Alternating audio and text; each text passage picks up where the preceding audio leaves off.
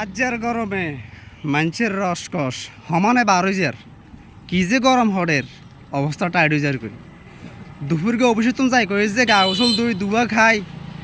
কুতুর ঘুম যামু রেস্ট করমু কি ঘুম যাইব খাইতাম বইছি এক জ্বালা ঘুম যেতাম গেছি হিয়েনে আর এক জ্বালা মানে বিছানি ইয়েন বিজি হালু হয়ে গেছে গই যখন কম কালে যায় হেঁটাতে এক বালতি হানে ডালিয়ে দিছে বুঝছেন না যদি এইভাবে গরম হরে মানুষের অবস্থা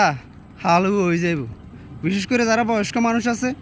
ছোটো ছোটো বাচ্চাগুলো আছে সেগুনের কথা